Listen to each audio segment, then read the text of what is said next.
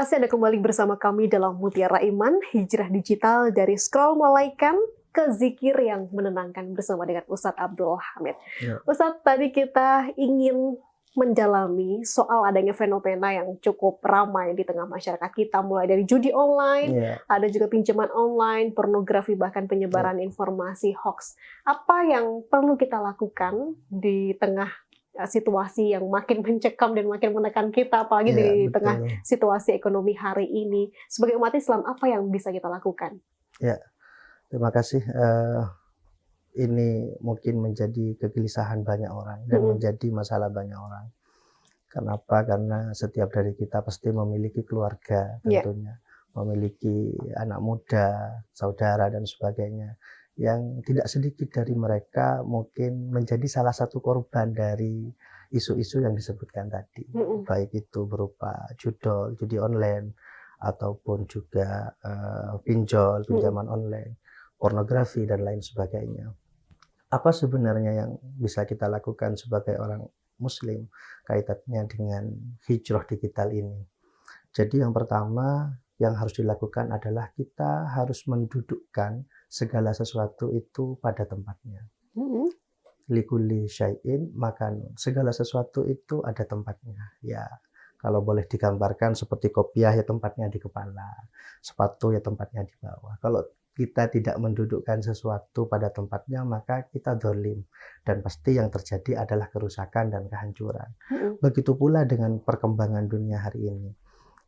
Tadi sudah disebutkan bahwa teknologi adalah nikmat hasil dari perkembangan ilmu pengetahuan yang tentunya itu harus kita syukuri.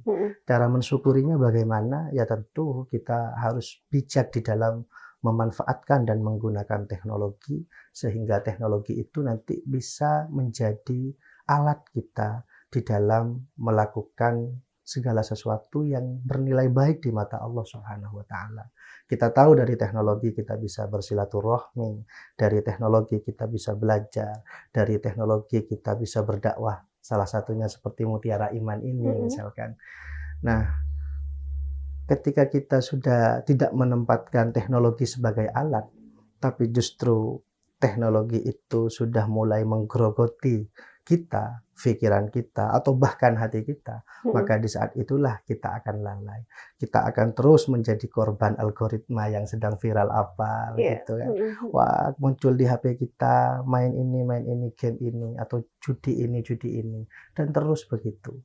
Jadi yang pertama, kita harus kembalikan kepada diri kita bahwa semua yang ada berupa teknologi itu adalah alat.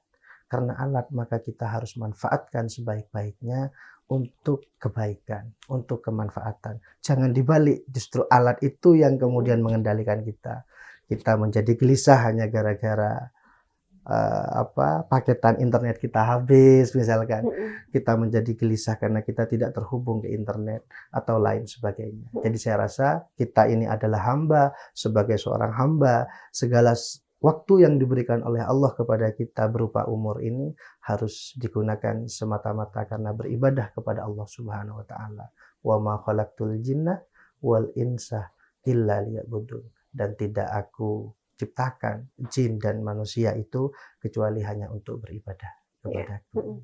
Karena dampaknya bisa berkelanjutan, Ustadz. Karena hanya mulai dari kita yang sering lihat sosial media, kita sampai tidak tahu batasan mana yang perlu, saatnya kita harus berhenti ketika melihat kehidupan orang lain yang lebih nyaman. Akhirnya kita tergoda untuk mengikuti gengsi, larinya ke pinjaman online. Karena kita masih belum mampu untuk ada di titik itu, tetapi memaksakan diri. Maka dari itu, mungkin yang bisa kita pelajari adalah ya kita merasa bersyukur, merasa cukup, apalagi di kondisi ekonomi hari ini. Tidak perlu memaksakan diri untuk tampak berlebihan begitu, Ustaz. Nah, di media sosial tentunya selain ada judul yang bisa menghasut banyak orang, juga pinjaman online, pornografi, ada penyebaran hoax yang ini bisa dengan mudah banyak dilakukan orang dengan mungkin berkomentar saja atau klik untuk men-share. Apakah memang dengan adanya kejahatan-kejahatan digital semacam ini, konsekuensinya sama dengan dosa yang kita lakukan secara langsung? Iya, memang saat ini waktu kita kan bisa disebutkan lebih banyak di dunia maya ya daripada di dunia nyata. Sebagian mungkin dari kita. Nah, termasuk salah satu ancaman yang serius adalah penyebaran hoax dan juga ujaran kebencian tentunya.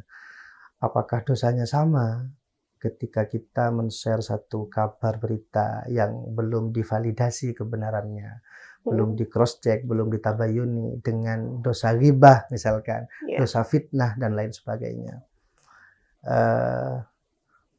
Ada satu prinsip yang mungkin harus saya sampaikan dalam kesempatan ini menjadi prinsip komunikasi dan prinsip dasar orang Islam. Bunyinya di situ Bismillahirrahmanirrahim, hadis man amana billah wal yaumil akhir falyakul khairan aw liyasmut. Jadi ini peringatan dari Rasulullah Shallallahu Alaihi Wasallam kepada seluruh umat Islam. Barang siapa di antara kalian yang iman, percaya kepada Allah dan percaya kepada hari akhir, falyakul khairan, maka katakanlah yang baik. Jika tidak mampu mengatakan yang baik, aw liyasmut, maka diamlah. Nah, di sini saya melihat bahwa hari ini ucapan itu kan tidak verbal saja, akan tetapi ketika tangan kita mengetik, ketika tangan kita men-share sesuatu yang tidak kita ketahui kebenarannya, wah ini nilainya menjadi sama. Kenapa? Karena orang-orang yang lain saat ini perhatiannya juga tidak melulu dunia nyata. Mereka sudah sama-sama punya media sosial, mereka sama-sama sudah punya akun sendiri-sendiri, sehingga bisa memantau apa yang kita ucapkan. Nah, ketika yang kita share itu benar-benar hoax, sesuatu fitnah, ujaran kebencian dan sebagainya, maka dampaknya justru akan jauh lebih besar daripada kita mengatakan secara verbal. Kenapa? Dalam hitungan jam saja bisa viral, bisa 1.000 orang yang lihat, bisa 1.000 orang yang berkomentar dan sebagainya. Ada satu pertanyaan yang membuat kita penasaran, lantas hukuman atau hukum menjadi seorang buzzer ini gimana dalam Islam? Karena wah ini di tengah situasi semacam ini, kalau misalkan ada orang yang mendapat tawaran semacam itu, menjadi buzzer. Iya, bagaimana hukumnya?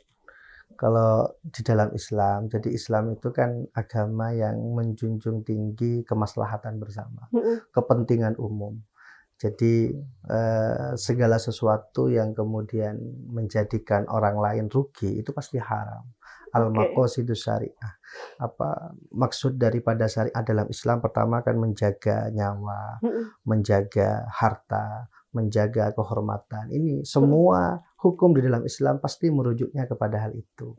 Jadi ketika ada satu profesi yang kemudian profesi itu kerjaannya meninabobokkan dalam tanda kutip masyarakat, memberikan berita-berita agar supaya masyarakat menerima, sudah ikhlas saja, masih banyak dan sebagainya misalkan, dengan niatan bahwa apa yang dia lakukan untuk keuntungan pribadi, sedangkan dampaknya merugikan banyak orang. Jelas hal itu sangat dilarang di dalam walaupun Islam. Memang secara kita lihat kalau misalkan pekerjaan buzzer hanya membuat narasi tapi dampaknya luar biasa. Kita membiarkan orang di tengah atau ditekan oleh kezaliman semacam itu ya.